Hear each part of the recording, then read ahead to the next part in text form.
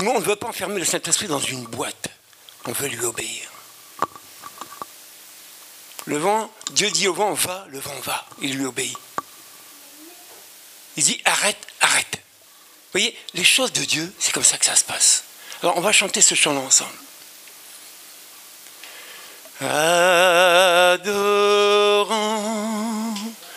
adorons Jésus, crucifié pour nos péchés. Adorons, adorons Jésus, crucifié pour nos péchés. Encore adorons. Adorons, adorons Jésus, crucifié pour nos péchés. Adorons, adorons Jésus, crucifié pour nos péchés. Lui seul est digne. Lui seul est digne de recevoir nos louanges. Lui seul est digne d'être adoré. Lui seul est digne de recevoir nos louanges. Lui seul est digne d'être adoré. Adorons, adorons Jésus, crucifié pour nos péchés. Adorons, adorons l'agneau immolé pour nos péchés. Lui seul est digne de recevoir nos louanges. Lui seul est digne d'être adoré. Lui seul est digne de recevoir nos louanges. Lui seul est digne d'être adoré. Adorons, adorons Jésus, crucifié pour nos péchés. Adorons, adorons Jésus, crucifié pour nos péchés. Mon frère, ma soeur, tu vas prier. Que ta vie soit une louange pour Jésus. Que ta vie devienne un témoignage vivant. Commence à prier, mon frère, ma soeur. Prie. Parce que l'adoration et la louange, c'est pour lui. Tout ce que Dieu fait, ça revient à Dieu. On est créé par Dieu et pour Dieu, pour une seule chose, un seul but, l'adorer. Et lui seul. Les commandements de Dieu sont les commandements de Dieu. Tu adoreras l'Éternel, ton Dieu, lui seul, pas d'autre Dieu. Et à lui seul, tu rendras un culte, à lui seul. Pas à un homme, pas à un objet, pas à une image, mais à lui seul. À lui seul. À Jésus. Est-ce que tu as compris le sens de ta vie aujourd'hui, toi qui appartiens à Jésus? Ta vie doit être une adoration. Une vie d'adorateur pour Dieu le Père, lui seul. Dieu ne t'a pas choisi pour faire plaisir aux gens. Non, tu te trompes. Dieu t'a appelé, Dieu t'a choisi pour l'honorer, pour le glorifier, pour l'élever, pour témoigner de sa grâce. C'est juste pour ça. Tous les artifices, tout le spectacle qu'on fait autour de tout, je vous dis, ça ne sert absolument à rien. Mais je vous dis, rien. Mais si ton cœur n'est pas disposé à adorer le Seigneur, dispose-le maintenant. Avant d'entendre sa parole, dispose-toi à écouter la voix du bon berger. Même si c'est moi que tu connais qui parle, sache que je vais parler de la part de Dieu, celui qui nous a laissé la chose la plus précieuse, sa parole, pourvu que nous la pratiquions. Commence à prier, mon frère, ma soeur. Si je te dis de prier, ce n'est pas pour t'embêter, non. C'est parce que tu dois comprendre et recevoir de Dieu ce qu'il a prévu de te donner. Quand Dieu nous parle, il ne nous parle pas en vain. Il nous parle parce qu'il nous aime. Il nous parle parce qu'on a besoin de l'entendre. L'homme ne vivra pas de pain seulement, mais de toute parole qui sort de la bouche de Dieu. Tu ne peux pas vivre comme ça, sans la parole de Dieu. Parce qu'elle est esprit et vie. Elle est esprit et vie. Elle est vérité. Et le Saint-Esprit nous a été donné pour nous conduire dans toute la vérité. Il ne t'a pas été donné pour aboyer comme un chien. Non. Il t'a été donné pour te conduire dans toute la vérité. Amen. Et il n'y a pas de vérité en dehors de Dieu. Amen. Tout ce qui est en dehors de Dieu comme vérité, c'est mensonge. C'est contrefaçon. La seule vérité, elle est là. La parole.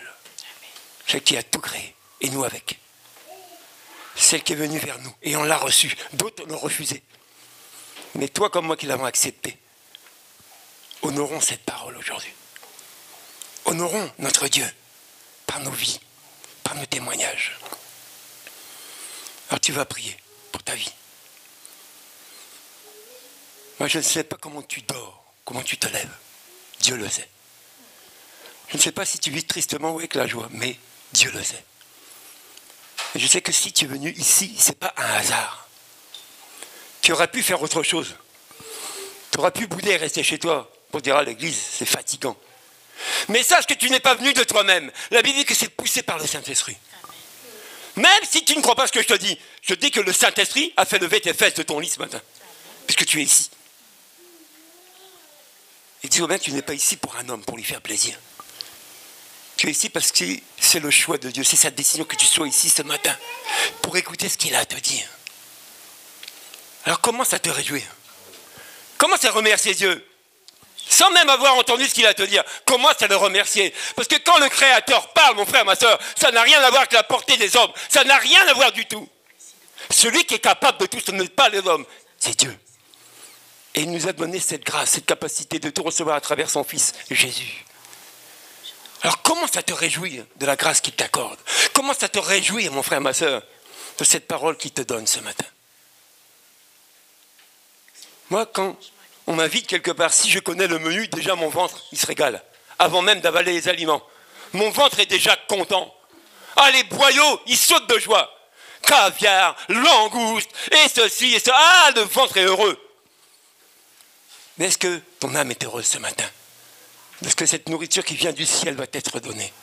Est-ce que tu es heureuse d'être là ce matin, de recevoir le pain de vie? Quelque chose de merveilleux pour toi, quelque chose qui n'est pas périssable. Et en plus, c'est gratuit. Alors commence à remercier Dieu pour sa parole. Commence à le remercier, mon frère, ma soeur. Sache qu'il te connaît mieux que moi. Moi, par mon attitude, je peux te blesser. Par mes propos, je peux te faire du mal. Oui, parce que je suis un être humain. Mais Dieu est esprit. Et sa parole est vérité. Sa parole est un médicament. Sa parole est une guérison. Sa parole est une délivrance. Mais il faut que cette parole-là, tu la reçoives avec la foi. Et par la foi. Dans le nom de Jésus. Pas par ton intelligence et ton savoir. Depuis ce matin, depuis l'enseignement du baptême jusqu'ici, j'ai entendu le mot foi. Sans même savoir, ceux qui étaient là, que le message, on parlerait de la foi. Dieu est esprit. Amen. On a tous des choses différentes, mais on a le même esprit. Et c'est le même esprit qui parle et qui veut se faire entendre ce matin. L'esprit de Dieu qui vit en toi. Alors remercie Dieu. Commence à te réjouir. Je suis sûr que si là je te donne un chèque de 500 000 euros, tu commences à sauter de joie. Ce matin, il y a plus que 1000 euros pour toi. Ah oui? Des gens ont dépensé des fortunes pour trouver la paix. Ils n'ont pas trouvé. Mais le jour où ils ont reçu Jésus, c'est fini. Ils n'ont plus besoin de fortune. Ta grâce me suffit. Ta grâce me suffit. Mon frère, ma soeur, Jésus est plus suffisant que tout le reste. Mais comme on ne le vit plus par la foi, on ne le confesse plus par la foi, il nous faut des additifs. Il nous faut encore autre chose que Jésus. Et c'est l'autre chose qui nous gâte. Amen. Vous pouvez vous asseoir. Hein? Ah, c'est déjà fait, ben, c'est bien. Allez, on va parler de la foi aujourd'hui. On n'entend plus beaucoup de messages de la foi. Hein? On parle, mais la foi. Vous voyez ça? C'est la Sainte Bible, traduite par David Martin. Et ça date de 1744. Pas 2021 ou 2020. 1744, la traduction. Et ce français de cette époque-là, c'est pas nos mots à nous aujourd'hui. Hein? Ah non. Nous, on a tissé, on a brodé pour parler de Dieu. Là, ils ne brodent pas. Ils ne brodent pas. Ces gens-là ne brodaient pas à cette époque-là. Hein? On dit tout est permis, mais tout n'est pas utile. Vous voyez, on est loin d'imaginer que nous qui avons l'évangile aujourd'hui, avant nous, il y en a qui l'avaient déjà. Hein? Amen. Mais ce n'était pas la même époque. On ne parlait pas de la même manière. Et pourtant, on parlait français. Mais ce n'était pas le même français qu'on exprimait. Vous avez un mot dans une phrase peut tout changer. Ah oui, un seul mot peut tout changer. Je me rappelle d'un pasteur, le premier pasteur que j'ai rencontré, il était frère comme tout le monde, assis dans l'assemblée. Et puis il était là, puis il écoutait. Puis un jour, dans une prédication, un mot, un seul mot, a déclenché sa vie pour servir. Un seul mot. Il s'est levé, il a fait l'église, il est parti prêcher. Un seul mot de la part de Dieu était suffisant. Qu'est-ce qu'il a dit, cet officier? Seigneur, un mot seulement et mon serviteur sera guéri. Un mot de toi. Mais quand tu entends la parole de Dieu, même un mot de Dieu, comment tu le reçois ce mot-là? Avec ta tête? Tu commences à raisonner? Ou tu le reçois avec foi? Foi. Pas foie gras, c'est bientôt la fête de fin d'année. Foi dans la parole de Dieu. Amen. Bon, on va y aller ce matin. Parce qu'on s'est dit qu'on allait respecter certaines choses qu'on a dépassées déjà. Vous savez, on ne peut pas calculer Dieu. On peut tout réfléchir, tout décider assis autour d'une table. Mais quand c'est Dieu qui décide, tous nos raisonnements, tous nos plans sont par terre. C'est là qu'il faut dire Dieu, tu es Dieu, tu n'es pas un homme. Amen. Quelle est grosse cette Bible. Alors, on va parler d'une chose, peut-être que tu ne sais pas ce que ça veut dire, on appelle ça l'apostasie. Qui connaît le mot apostasie? Ça sort de où? Apostasie. C'est écrit où ça? Apostasie. Non, apostasie. Pas apostolat. Apostasie. Ça ne vous parle pas, l'apostasie? Mais moi, je préférais que ça vous parle, l'apostasie. L'abandon de quoi? De la foi. Le reniement de la foi. Le dénigrement de la foi. Renoncer, refuser, déserter, se rétracter, répudier, blasphémer, quoi? La foi. Et pas tout seul, publiquement. Publiquement, tu refuses, tu renonces à Jésus. Ah oui? On va le lire, hein. Moi je ne vous invente rien. Vous savez, quand on parle du retour de Jésus, ce n'est pas d'aujourd'hui. On en parle depuis qu'il est parti auprès du Père. À partir de cette date-là, où Jésus est monté auprès du Père, on parle de son retour. Donc ce n'est pas d'aujourd'hui. Hein. Et pourquoi on en parle encore? Parce qu'avant ce retour, il y a des choses qui doivent se manifester. Amen. Il y a des choses qui doivent arriver. Et nous, on doit comprendre ces choses-là pour se préparer à son retour. Amen. Si tu n'y crois pas, tu ne te prépareras pas, c'est même certain.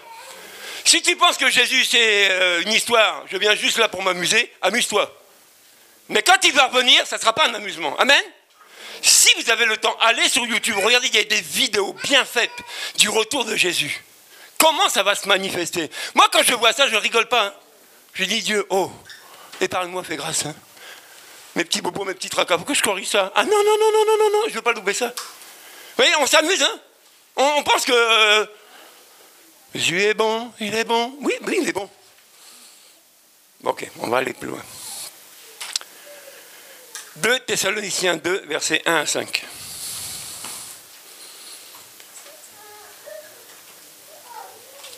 Vous savez, je vous dis tout le temps, et gardez à l'esprit la relation père-fils, père-enfant. Si tu es enfant de Dieu, tu as un père qui est dans les cieux. Amen. Quel père conscient que son enfant agit mal va le laisser mal agir? Répondez-moi, si vous êtes parent. Un père sensé qui voit son enfant mal agir, je pense qu'il va le corriger, il va le reprendre d'abord et peut-être le corriger. Non? Eh bien, notre Père qui est dans les cieux, il nous aime, mais il veut aussi nous corriger des fois. Amen. Mais nous, comme on est adultes, on refuse la correction. Tu es moi? Mais il se prend pour qui celui-là pour me parler comme ça? C'est qui ce gars-là? Ce gars-là, c'est un envoyé de Dieu. Il se parle de la part de Dieu. Amen. S'il ne te plaît pas, va en chercher un autre qui te parlera encore de la part de Dieu. Ah oui? Est-ce que tu veux entendre ici? Va ailleurs, tu l'entendras encore. Vous savez, quand Dieu veut se faire entendre, il n'y a pas un lieu précis. Il fait ce qu'il veut. S'il veut te parler, il te parlera d'une manière ou d'une autre. Donc il peut fuir la surface de la terre. Jonas a fui. Hein. Il pensait que, je l'ai eu, hein, le Dieu là. Hein. Il m'envoie en mission, il dit, oh, j'ai pas le temps. Hein. Je vais pas à gauche, je vais à droite. Que je vais faire un Ninive, je vais à Tarsis. Je fais ce que je veux, non? Oh Dieu là, c'est bon. Et entre Jonas et Dieu, qui a gagné? Ben c'est Dieu. Ben Dieu gagne tout le temps. Vous savez, quand tu parles de Dieu aux gens qui refusent, laisse-les refuser.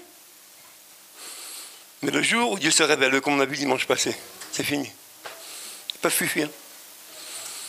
Et il y en a eu beaucoup d'exemples, beaucoup de témoignages comme ça, où des gens fuient Dieu. Ils se sont écartés de Dieu, mais Dieu a été les chercher. Reviens là, j'ai besoin de toi. Donc 2 Thessaloniciens, versets 1 à 5. 2 Thessaloniciens. Il y a 1 et 2 hein, dans le livre. Et Paul parle du retour du Seigneur. Puisqu'il a dit que le même qui est monté, c'est le même qui va revenir. Donc on doit savoir que Jésus va revenir. En ce qui concerne le retour de notre Seigneur Jésus-Christ et notre rassemblement auprès de lui, nous vous le demandons, frères et sœurs, ne vous laissez pas facilement ébranler dans votre bon sens, ni troubler par une révélation, par une parole, par une lettre qui semblerait venir de nous, comme si le jour du Seigneur était déjà là. Que personne ne vous trompe d'aucune manière. En effet, il faut que l'apostasie arrive d'abord, avant que Jésus revienne. L'abandon de la foi d'abord. Jésus n'a pas dit quelque part, quand je reviendrai, est-ce que je vais trouver quoi? La foi sur la terre. Là, on nous dit qu'il faut que l'apostasie arrive. Ça, c'est la version vie nouvelle. Maintenant, on va prendre la version 1744, David Martin. Je vous dis, la portée de la chose, c'est pas la même. Ah non.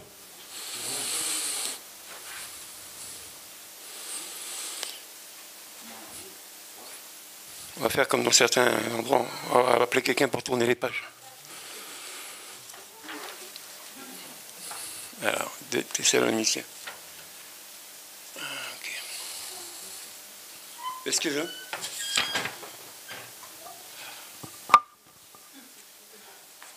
Faites-moi gros cette vue. On va y arriver. Voilà. Voilà. Donc on lit le même texte, mais dans une autre version. Or, mes frères, nous vous prions, ce qui regarde l'avènement de notre Seigneur Jésus-Christ et notre réunion en lui. Ne vous laissez point subitement ébranler de votre sentiment. Mais ça change.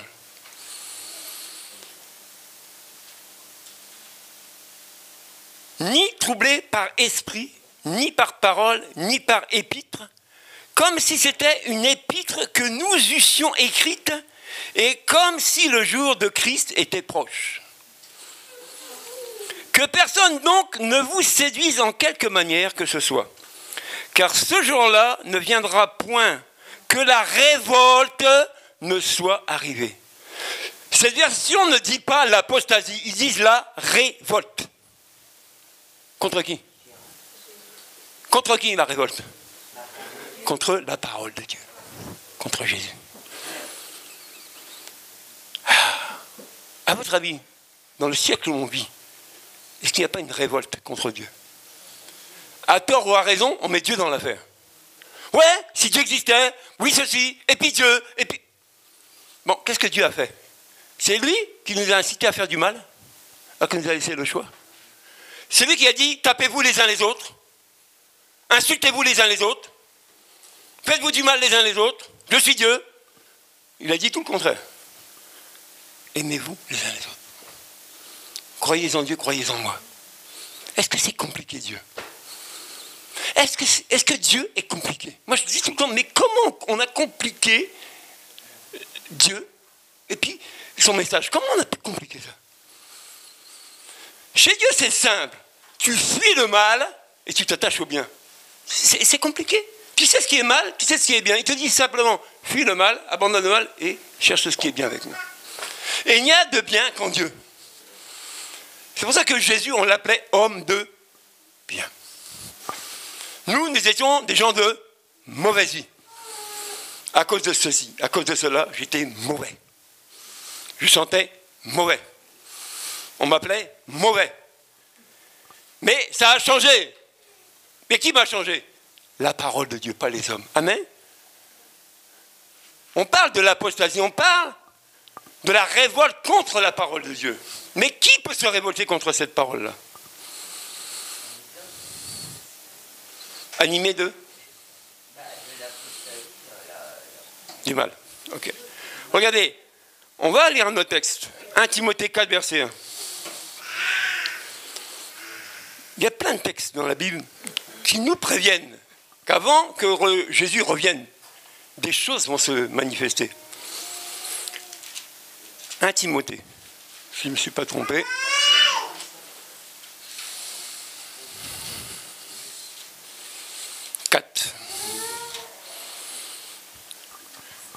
Mais l'Esprit dit expressément que dans les derniers temps, certains abandonneront la foi pour s'attacher à des esprits trompeurs, à des doctrines de démons, car ils seront égarés par l'hypocrisie des menteurs, dont la conscience est marquée au fer rouge. Ces gens-là interdisent de se marier et de consommer des aliments que Dieu a pourtant créés pour qu'ils soient pris avec reconnaissance par ceux qui sont croyants et qui ont connu la vérité. Tout ce que Dieu a créé est bon, même très bon. Amen. On arrête là. Il dit que quand les temps seront là, qui vont arriver de mon retour, voilà ce qui va se passer. Il y aura des imposteurs qui viendront de ma part. Mais ils ne viendront pas pour vous dire la vérité. Hein. Ils vont tordre cette vérité pour vous perdre. Ah oui? Parce que tu ne peux pas entendre la parole de Dieu et tu restes comme ça. Ni chaud, ni froid. Non. Quand tu entends la parole de Dieu, que tu veux dire pas, elle fait quelque chose dans ta vie. Elle produit quelque chose au plus profond de toi. Parce qu'elle l'aide de lui, et c'est sa volonté que les gens soient sauvés. Donc Dieu ne parle pas pour parler. Il parle, il a un objectif, sa parole a un objectif. Que tu la reçoives, que tu y croives, mais avec foi. On a vu dernièrement, ici, qu'il y a 2 maisons qu'on peut construire. Tu peux construire ta maison très vite, elle est belle, elle est jolie, les beaux volets, les belles fenêtres, et à bon coup de tabac, à bon coup de tempête, la maison est par terre. Et tu peux décider de construire ta maison doucement, avec des bons matériaux. Et tu as bien croisé tes fondations. Tu as mis beaucoup de béton, beaucoup de fer avant de monter l'édifice. Et quand la même tempête va venir dessus, elle va résister. Ça, c'est ta vie.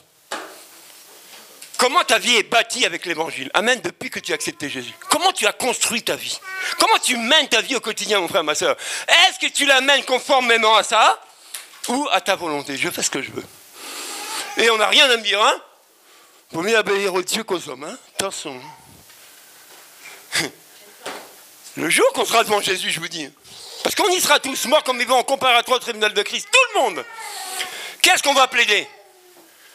Oui, mais Jésus, tu avais dit, c'est vrai. Mais, il dit, non, le mais, je t'ai pas dit mais. Tu crois pas? C'est pas plus que ça. Mais dès le moment où tu as cru, dès le moment où tu t'es engagé dans le jour du baptême, maintenant tu es responsable de ce que tu as cru. Et ça va venir au tribunal devant Christ. Amen. Maintenant, il y a du temps où Dieu décidera que les yeux se ferment. Il y a du temps. Mais le temps qui arrivera, ils disent qu'il y aura un temps d'apostasie. C'est-à-dire que si tu n'es pas ferme dans ton engagement, si tu ne te plies pas les genoux devant la parole de Dieu, le monde aura raison de toi. Ah oui? Je dis aux futurs baptisés, parce qu'ils disent qu'ils ont des attaques. Je dis c'est juste, c'est normal. Tu vas changer de camp, tu vas changer de vie. Ta vie ancienne, c'est fini. Ce sera la vie nouvelle en Christ. Automatiquement, le monde spirituel est informé, tu changes de camp. Croyez pas que c'est que les hommes qui parlent. Hein. Le monde spirituel, le monde des esprits est informé de ta vie. Et ça, on pense que non. Pas vu, pas pris. Non, le monde spirituel existe, mon frère, ma soeur. Les esprits malins existent. On en parle dans la Bible. Et eux, ils savent qui tu es. Donc je dis que si tu es attaqué, c'est normal. Tu changes de camp. Ton maître, ce ne sera plus le diable, c'est Jésus qui devient ton maître. Et le diable ne peut pas te perdre. Il va tout faire pour que tu n'ailles pas chez Jésus. Donc, l'abandon de la foi, l'apostasie, ça sera fait comment? Des paroles séductrices. Mais Muriel, c'est pas grave. Mais Dieu t'aime, tu peux continuer à droite, c'est pas grave. Jean-Luc, c'est pas grave, Dieu, personne t'a vu. Continue, vas-y. Bon, vas-y. Jusqu'à où? Jusqu'à quand? Jusqu'à quand? Est-ce que vous croyez que quand on dit Dieu notre Père, Dieu le Père, est-ce qu'un père accepte volontairement que son enfant fasse n'importe quoi? Mais je ne pense pas. Alors il n'est pas père. C'est un mercenaire. C'est un imposteur. Il dit qu'il est ton père, c'est faux. C'est pas ton père, sûr. Aimer, c'est donner. Mais aimer, c'est corriger aussi. C'est par amour que Dieu nous reprend. Comprenez bien. C'est par amour que Dieu nous corrige. Parce que si on ne se fait pas violence dans les temps qui sont là et que les temps qui vont arriver, on va tomber. On va s'écrouler. On va baisser les bras et ça vient de l'adversité. Je disais encore, nous, dans les cours de baptême, on ne parle pas du baptême, on parle d'autre chose aussi. Amen. Je leur disais, vous savez, dans Jacques, on dit quoi? Quand le diable vient pour t'attaquer, qu'est-ce qu'il faut faire? Je lui dis que soumettez-vous à qui? À Dieu. Dieu, c'est la parole. Soumets-toi à cette parole-là. Résiste-lui à cause de cette parole-là et il fuira loin de toi. Donc, si tu n'as pas la foi dans cette parole-là et que tu penses sur tes petits bras musclés, le diable t'avale. Quand on parle du diable, les gens rigolent. Bon, ben rigole. Aujourd'hui, on fête Halloween. Mais ici, les gentils sorciers. Les gentils démons. On se déguise en démons. Et le diable est content. Il dit, ah, il danse pour moi. Et Dieu pleure. Parce qu'il a envoyé son fils pour racheter ces gens-là. Et nous, des fois, on est encore dans cette affaire-là. On met une belle citrouille à la maison. Ah, mais à l'école, ils ont dit que mes enfants faisaient des citrouilles. Hein. Et Jésus t'a dit quoi? Manger la citrouille, hein? T'as dit quoi, Jésus? Ces représentations-là, qu'est-ce qu'on en fait? Amen. Je vous dis, faites-vous violence. Vous savez, quand on sait qu'un pays va attaquer un pays, l'autre pays se prépare à la guerre. Hein? Non? Ou on sait qu'on va nous attaquer, il dit, oh, on attend, hein? On attend, hein? Après tout, mourir pour mourir, bien mourir pour la France et mourir pour Christ. Amen. Moi, je suis mort pour Christ. Les hommes, c'est les hommes. Mais ma vie ancienne est morte, c'est fini. Elle est enterrée, elle est ensevelie. Je suis vivant pour lui aussi. Tu vis pour qui aujourd'hui? Pour toi? Tu vis pour ton porte-monnaie? Tu vis pour ta poche? Tu vis pour qui aujourd'hui? Mais je ne vous entends pas. Je l'ai fait peur ce matin. Je n'ai pas de pistolet. Hein? Mais la parole de Dieu, c'est une arme efficace. Amen. C'est pire qu'un pistolet, ça. Ça fusille les gens. Ça les détruit. Regardez, soyez conscients, regardez autour de vous ce qui est en train de se passer. Les médias n'arrêtent pas en boucle de dire les mêmes choses sur les mêmes choses. Mais jamais, tu n'entendras jamais quelqu'un se lever dans les médias pour parler de l'amour. Moi, soyez sincères, au niveau médiatique, où on brasse les informations dans le monde entier, combien de fois tu entends parler de l'amour? Mais l'amour de Dieu, hein, pas l'amour homme avec homme ou femme avec femme.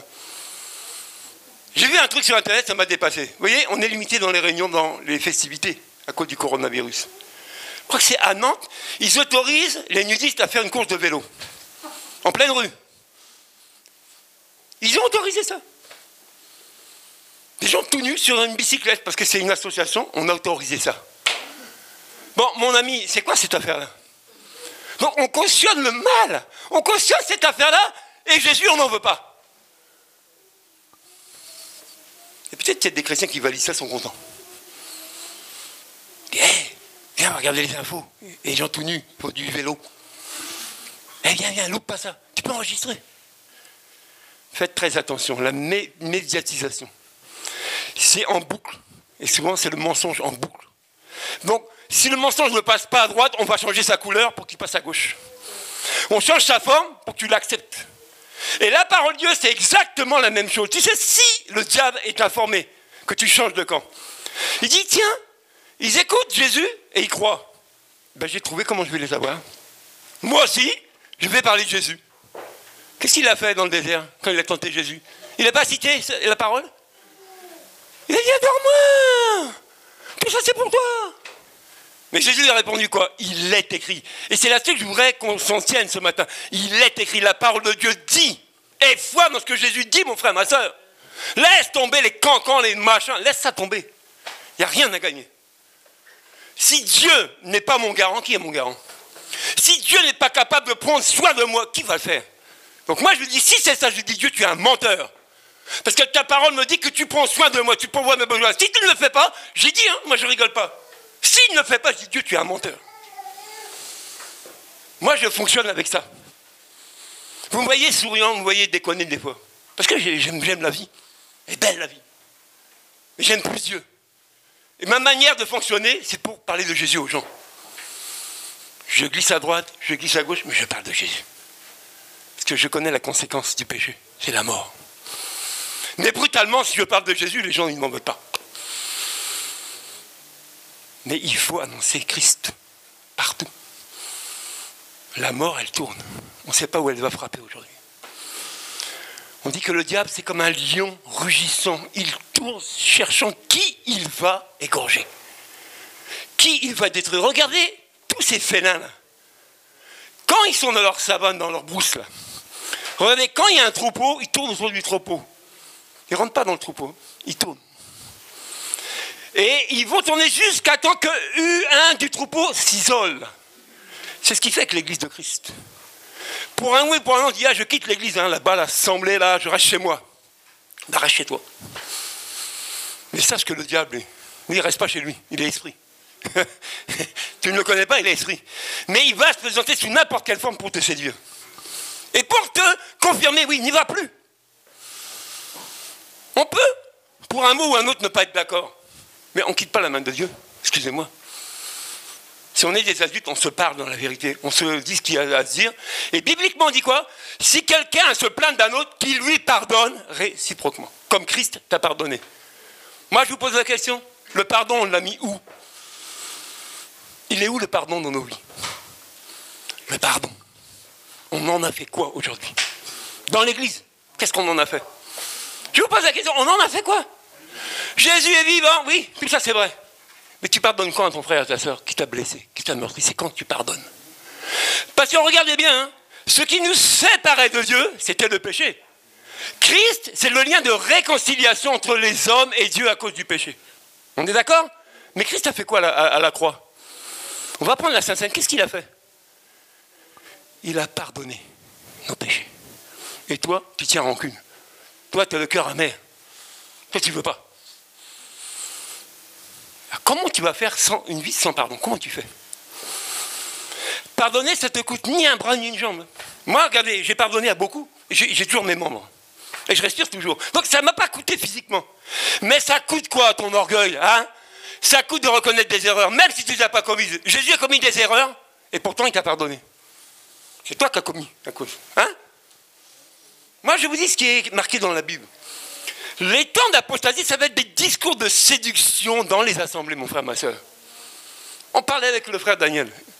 Oui, mais pasteur, croire, être baptisé et enseigner, il dit, pourquoi quand on est enseigné, il faut donner de l'argent pour l'enseignement? Je lui ai expliqué pourquoi l'enseignement était lié à l'argent. Je dis, mon frère, si quelqu'un a une structure qu'il faut payer, s'il ne peut pas la payer seul et que c'est un lieu d'enseignement, on va participer. Par contre, il y a une chose que, pour moi, je ne trouve pas juste. Si tu es dans une église et que le pasteur veut t'envoyer en formation, ce n'est pas à toi de payer. C'est déjà dur la vie pour finir les mois. C'est l'église qui doit te prendre en charge. Ça, pour moi, ça c'est juste. L'argent qui rentre ici, ce n'est pas pour le pasteur. On croit en Jésus, mais on est formé pour être envoyé. C'est ça le rôle de l'église. Tu crois que tu es baptisé, on t'enseigne dans le but de quoi? Mais de travailler, de servir, mon frère, ma soeur. Selon la grâce et le talent que tu as reçu, on va prier pour toi, on va t'aider, on va t'encourager pour que ton talent, tu le multiplies et qu'il soit efficace pour Dieu. C'est le rôle de l'église. Maintenant, tu refuses l'aide, tu ne veux pas. Bon, comment tu vas faire? Vous savez, quand je vous dis que tout est spirituel, tout est spirituel. Moi qui vous parle, il y a des années en arrière, je dormais dans les boîtes de nuit. Les boîtes de nuit, les souks comme ça, c'était ma vie. À peine le vendredi quitté du boulot jusqu'au lundi matin. Boîte de nuit, balles, fêtes, bagarres, tout ce que tu veux. Ah non, non, non, non. Vivement le week-end. Dépouillé tout le temps, mon frère, ma soeur. Mais écoute-moi bien, dans ces endroits-là, tu entends de la musique, hein? Et de la musique qui te séduit. Mais il y a une musique qui te séduit tellement, elle va te pousser à commettre des actes d'atrocité. Vous savez, tout ce qui est tempo, ça te discipline. Regardez, ceux qui font du rugby, là, c'est comment les All Blacks, là, quand ils poussent leur cri, ça les booste. Amen. C'est des bêtes, ces gens-là. D'abord, ils font ça, tu as peur, déjà, les rugbyman, ils fuient. Mais c'est quoi? Des sons. C'est pas des sons. Faites très attention. Quand on parle de musique, excusez-moi le groupe de louange, je ne parle pas pour vous. Nous, ici, c'est la musique de Dieu, la louange de Dieu. Mais je parle que tu peux aller dans un autre endroit, tu penses que c'est pour Dieu. C'est pas pour Dieu. J'ai rencontré un frère il y a longtemps, son propre frère qui est chrétien. Il fabrique des CD, enfin, il est dans le domaine musical. Et il dit qu'un jour, comme ça, hein, il a fait tourner un CD chrétien à l'envers. Et surprise, audiblement, il entendait le diable parler. Quand il a témoigné ça, je dis waouh! J'étais comme vous, toujours un chrétien pour beaucoup. Je dis non, c'est pas possible. CD, tel groupe de louanges, et l'autre il tourne à l'envers, c'est le diable qui parle. Je dis ouh! Comme dirait mon frère, c'est chaud. Rendez-vous compte, les choses de l'esprit qu'on néglige, elles sont réelles. Elles sont réelles. Je t'ai toujours dit, si vous avez des amis de relation, regardez souvent. Tu rencontres un parent, tu dis, oh, ça n'a pas l'air de... Ah non, mon fils, il est entré à la maison, il s'est défoncé, il a tout broyé, il a tout cassé, obligé de l'enfermer, de l'attacher. Mais qu'est-ce qui s'est passé? C'est mon fils, qu'est-ce qui s'est passé? Qu'est-ce qu'il lui a pris? Et même le gamin, quand tu l'interroges, il dit, je sais pas. Je sais pas. Bon, si lui, il sait pas, si les parents ne savent pas, il y en a un qui sait. C'est celui qui l'anime. Et qui le commandite, va tuer. Va détruire. Mais c'est qui? C'est pas Dieu, ça. Amen. Ce sont ces esprits malins qui parlent à l'être humain. Lève-toi, va les tuer. Des pères de famille aujourd'hui tuent toute leur famille et se tuent après. Mais mon ami, qu'est-ce que c'est que cette affaire-là? Le monde est sous la puissance du malin. Mais nous, les enfants de Dieu, est-ce qu'on a foi en cette parole-là pour détruire ces œuvres-là? Parce que Jésus l'a dit, il n'est pas venu pour faire du spectacle. Hein. Il n'est pas venu pour dire je suis Jésus, hein. Adorez-moi. Il dit que Jésus est apparu pour détruire les œuvres du diable. Et œuvre veut dire le travail du diable, tout ce qui manigance dans le secret, tout ce qui planifie contre toi, contre un tel. Et si nous, on n'a pas la foi dans cette parole-là, si on ne prie pas, on ne jeûne pas, le diable aura raison. Parce que tu n'as pas de force, mon frère. Tes bras musclés ne suffisent pas, tes études ne suffisent pas, ton pognon ne suffit pas. Parce que toutes ces choses-là sont esprits, pas matériels ou financières. C'est pour ça que Jésus dit, quand je vais revenir, est-ce que je vais trouver la foi? La foi qui est gratuite, la foi qui est liée à la parole esprit. Est-ce que je vais la trouver dans la vie de ceux que j'ai appelés? Ou alors ça va être des vases vides? Hein? De la même manière que tu nourris ton ventre, parce que tu as faim, et c'est juste. Notre chair, elle a des besoins. Quand ça va être l'heure, je suis sûr qu'il y a déjà des boyaux qui tournent. Mais je comprends, je ne dis rien contre, c'est normal. Hein, mais c'est normal, on est créé comme ça. Mais est-ce que toi, tu as faim et soif de la parole de Dieu qui est esprit pour toi? Amen. On peut le citer, le prier. L'homme ne vivra pas de pain seulement et tout. Oui, tu peux le dire autant de fois que tu veux. Mais c'est quand tu la manges, la parole de Dieu. C'est quand tu l'avales. C'est quand elle prend des racines dans toi. C'est quand tu es soumis à cette parole et obéissant. C'est quand? Prise de conscience. Tant que tu n'es pas conscient de ce qu'est la valeur de la parole de Dieu, tu ne peux pas la respecter. Tu ne peux même pas lui obéir. Que tu ne vois même pas ce que c'est. Moi, je dis tout le temps, quand on ne connaît pas la valeur d'une chose, on va la négliger. Regardez, excusez-moi, les couples, hommes et femmes. Et ça, je disais, dans le centre du baptême, on parle, nous. Hein. On est à part de vous, on parle, on discute. Ah, Daniel, entre hommes, bien sûr. Je disais, mais comment un homme conscient maltraite sa femme? Puisqu'on dit, on est une seule chair, donc tu te maltraites toi-même. Tu te fais du mal à toi-même quand tu lui fais du mal à elle. La même femme que tu piétines là, que tu insultes, c'est la même que tu vas mettre dans ton lit aussi. Est-ce qu'on est conscient de ces actes-là? Et pourtant, souvent, les mêmes ont accepté Jésus. C'est les mêmes qui viennent à l'église. Tu viens, chérie? Mais à la maison,